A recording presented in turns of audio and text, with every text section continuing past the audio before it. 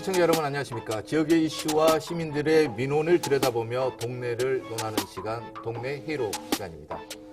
네, 오늘도 두 분 모셨습니다. 김기용 본부장, 안평한 대표이사 나오셨습니다. 안녕하십니까? 네, 안녕하십니까? 네. 혹시 안 대표님 지금 살고 계시는 아파트가 어느 정도나 건축한지 된지 혹시 알고 계십니까? 예, 저는 지금 2년밖에 안 됐죠. 아파트 자체가 예, 2년 정도 됐습니까? 예, 예. 본부장님은 어느 정도 됐습니까? 저는 20년 됐습니다. 20년이면 이제 좀 노후된 아파트라고 볼 수 있나요? 이제 노후된 아파트가 맞긴 한데요. 네. 그러니까 우리나라 개념에서 보면 노후된 아파트가 맞는데 외국의 같은 경우에는 건축 견한 자체를 보통 50년 이상을 쓸 수가 네. 있기 때문에 다 노후됐다고 보기는 어렵죠. 다만 이제 우리나라가 너무 빠르게 성장을 하다 보니까 네. 30년, 20년 됐다고 하면 굉장히 노후된 주거단지로 인정을 하고 재건축이나 재개발을 들어가는 경우들이 많이 있기 때문에 이게 이제 우리나라하고 좀 차이점이라고 볼 수가 있죠. 네. 우리나라 같은 경우는 한 30년 정도 되면은 노후됐다라고 이렇게 또 일반적으로 이렇게 보고 있는데요. 네, 오늘은 특히 이 노후된 영구임대주택에 대한 이야기 해볼 텐데요. 공실과 또 그 부분의 해결 방안에 대해서 한번 짚어보도록 하겠습니다. 영구임대주택이라고 하면은 영구적으로 주택을 임대해준다 이렇게 보면 되나요? 그렇죠. 영구적인 임대를 목적으로 네. 건설된 주택을 말한다고 볼 수 있겠죠. 네. 그것은 이제 주로 입주 대상자들이 저소득층, 사회적 약자 계층이거나 또는 네. 국가유공자나 그 유족을 대상으로 한 그런 국가가 보호하거나 지원해야 할 그런 대상을 위한 주택을 네. 주로 영구임대주택을 통해서 공급하고 있다고 볼 수 있겠죠. 그럼 안평한 대표이사께서는 영구임대주택 지금 많이 둘러보고 계시잖아요. 그렇습니다. 근데 우리가 지금 영구임대주택이 많이 노후화됐다라고 이렇게 이야기하는데 실제로 어느 정도 노후화돼 있습니까? 실제 광주의 영구임대주택이 광주시가 관리하고 있는 것이 15,075 정도 네. 되거든요. 거기에 지금 13,925, 90.6% 정도가 25년 이상 된 주택입니다. 네, 네. 그러다 보니까 당연히 오래된 것은 사실인 것 같고요. 네. 그러다 보니까 노후화가 이제 좀 본격화되고 있고 노후화 정도가 심화되고 있고 또 하나는 이제 이 평수 자체가 네. 89년도 기준으로 지어졌기 때문에 네. 주로 7, 8평 이게 주거 전용으로 봤을 때 7, 8평 수준이고 네.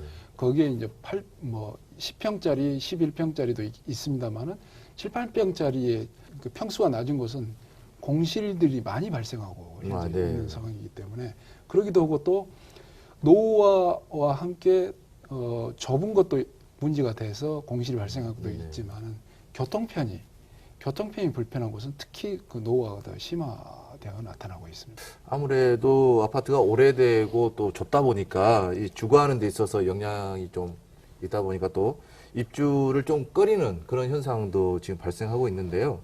그렇다면 우리 지역의 영구임대주택의 공실률 어느 정도 됩니까?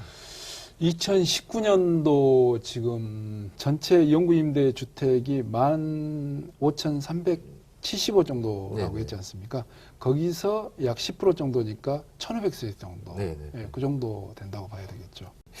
어떻게 보면 영구임대주택이 하나의 복지 정책으로 시작을 했는데 지금은 오히려 양극화 현상을 예. 가중시키는 그런 우려도 있는데 도시의 섬이라고도 이렇게 불리고 또 그 영구임대주택이 있는 그 지역이 좀 폐쇄적인 이런 현상들도 좀 있는데 이 양극화 현상 어떻게 보십니까? 이 영구임대 주택의 가장 큰 어려움이라고 할까요? 그게 뭐냐면 이 저소득층 집단 거주 주거 공간이라는 낙인 네. 효과입니다. 이 낙인 효과가 대단히 심화되다 보니까 사람들이 이렇게 꺼리게 되고 네. 또 들어가서 생활하신 분들 또한 주거에 대한 만족도가 그리 높지 못하는 네. 사실 현실적으로 어려움이 있고요. 또 하나는 입주민들의 60% 이상이 그 나이 드신 어르신들이나 그 장애인들 중에서 1인 가구 수가 그렇게 많습니다. 네. 예, 그러다 보니까 이분들은 사회로부터 고립되고 단절되고 분절돼 있거든요. 네. 그래서 앞으로 고립되고 단절된 이 사회적 관계를 소통과 관계성 회복을 통해서 문제를 풀어줘야 되는 것도 상당히 지금에서는 중요한 문제로 등장하고 있습니다. 네. 그래도 지금 이렇게 공실이 계속적으로 증가하고 있는 이런 상황인데요. 그러다 보면 현재 거주하시는 분들도 좀 어려운 점들이 생길 거고요. 이 문제, 이 공실 부분에 대해서 좀 뭐 해결을 해야 되지 않겠습니까? 네, 그렇죠. 공실 문제를 해결하기 위해서 이제 광주시도 보니까 네. 올해 지금 들어서 하는 게 뭐냐면 그 세대 벽을 철거해서 리모델링 하는 겁니다. 아, 기존에 두 가구를 한 그렇죠. 가구로 보통 이제 이렇게. 뭐 7, 8평, 11평 이런 네네. 경우들이 있는데 11평을 두 개로 타가지고 22평으로 만들어가지고 신혼주택으로 공급을 한다 할지 이건 지금 국토부 일정의 양해 하에 아, 네. 일들을 추진할 수 있도록 그런 게 이제 정리가 됐고요. 그 다음에 이제 공실을 해결하기 위해서 청년들 주거로 네. 연결하는 문제예요. 공실에 활동하는 청년들이 들어와서 거기를 새롭게 공실을 해결하는 또 하나는 이제 지금 그 청년들이 들어가려고 하니까 입주 조건이 완화되지 않으면 들어가기가 쉽지 않아요. 그래서 이제 뭐 청년들이 쉽게 들어갈 수 있는 활동하고자 하는 청년들은 쉽게 들어갈 수 있는 입주 조건을 완화한다 할지 네. 뭐 이런 것들을 지금 그 국토부에 건의를 했고 이게 건의가 받아들여져서 이제 8월부터는 좀 더 완화된 차원에서 일을 추진할 수 있는 구조를 만들었죠. 네. 제 상황에서는. 네.